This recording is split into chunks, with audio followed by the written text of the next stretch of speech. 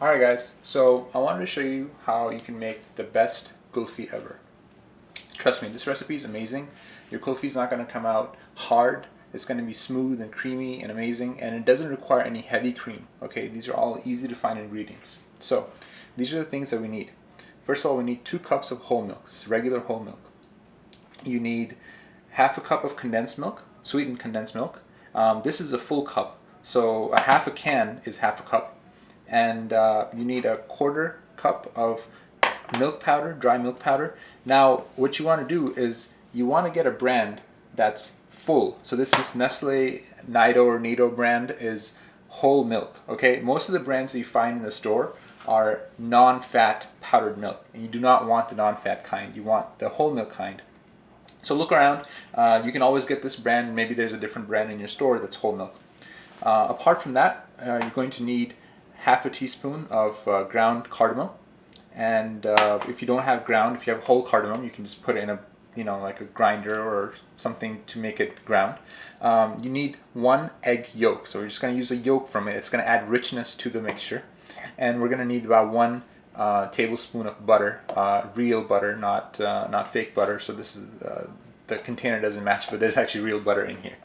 So one thing I wanted to mention, the recipe that I told you, and I'll have it down in the description below as well, the ingredient amounts, make 1 quart, okay? So when you buy that half a gallon container at the store, this will make half of that. So I'm actually going to make double that. So I want to make half a gallon. So first we're going to start with our milk. This is 2 cups of milk.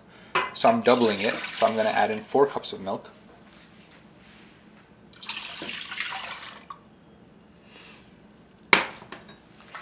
And this is the recipe calls for a 1/4 cup of the dry milk powder, so I'm adding in half a cup.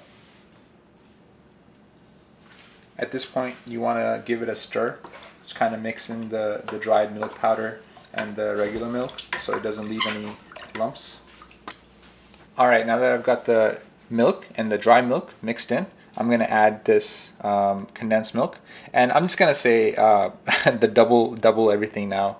So just assume whatever I'm putting in is double the listed amount for making 1 serving. So once you put in the condensed milk, you're going to give it a stir and mix it all in as well. Make it all one homogeneous mixture. Okay, now that we've got our condensed milk in there, I'm going to add in my 2 tablespoons of butter and just pop it in. And now I'm going to transfer it to the heat and turn the heat on. Alright, so while the milk has been boiling, once it comes to a boil, you put it back on simmer and kind of let it cool down and let it simmer for a while. Make sure you keep stirring and make sure you mix in that condensed milk, because if you don't mix in the condensed milk, it'll stay on the bottom of the pan and it'll burn. So at this point, we're ready to add our egg yolks. I don't like to add my egg yolks when I'm in the beginning, because they have a chance to like cook inside the milk. So I whip them up a little bit, and then I add a little bit of liquid at a time. This is called tempering the egg yolks, so we're tempering them. While she's doing this, what I'm going to do is add the ground cardamom. We talked about this earlier. I'm going to add in, if my teaspoon fits, 1 teaspoon of ground cardamom, and this is very important. Basically, this gives the flavor to the whole dish. All right, so once you're done simmering, this is about what it should look like. You can tell you can tell the color is a little brown now. It's thickened out a little bit. It's a little foamy when you put it in. It still feels a little thin, but it's gonna thicken once it cools down. Like the other method that I said that you could check is if you draw a line and you can see that it's a clean straight line, it stays. So that's it, we're done. Next step is going to be to put this pot in the fridge, or put this into a container and then put it in the fridge and let it cool down overnight. This has to be as cool as everything else in your fridge, because if you put a hot mixture into your ice cream maker, it's not going to freeze properly.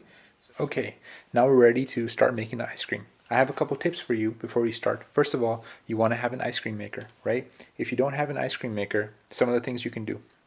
You go ahead and you take the thickest, heaviest pot you have, you stick it in your freezer, and then you cool down your mixture very cold. Then you can pour the mixture into the cold pot, put it back in the freezer, stir it about every 15 minutes, put it back in the freezer, take it out, stir it every 15 minutes, put it back.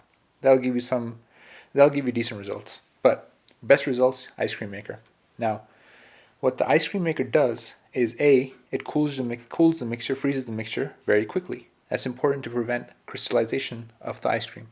The second thing it does is by rotating it incorporates air into the mixture and it makes it kind of light and fluffy, which is good for that kind of smooth, creamy texture. Now, how do we get the best results out of this ice cream mixture? Like I said, we want to cool this and freeze this as quickly as possible to prevent ice crystals. So, check your freezer settings, okay? You put this bowl in the freezer, make sure you put it overnight. Don't skip on the time. You set your freezer setting to as cold as it'll go. Then, you set your fridge setting as cold as you'll go. You want this mixture as cold as possible, and you want this bowl as cold as possible.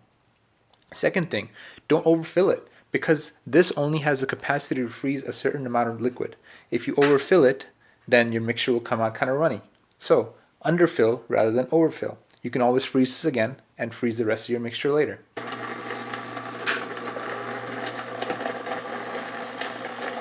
So we've got some pistachio, and I'm going to add it as the machine is running and churning.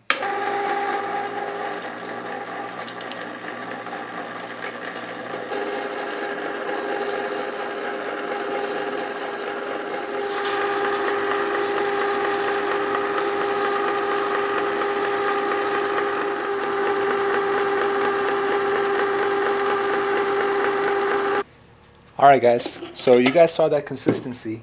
It's basically just like soft serve here. It's just like how you get it out of the ice cream machine.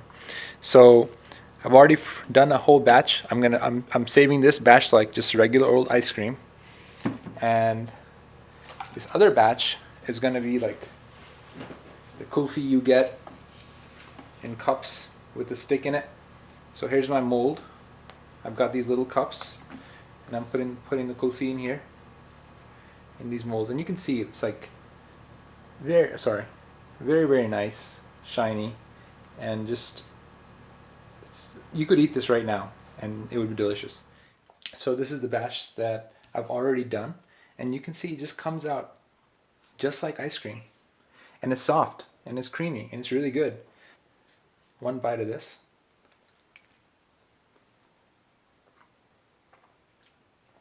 It doesn't have that icy texture that you get when you freeze and just put it directly into the freezer.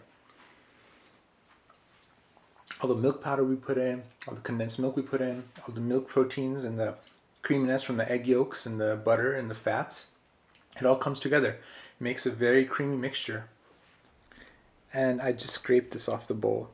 So you can see it's just like, it looks so good and it tastes so good. It's really amazing. You guys really need to give this recipe a try.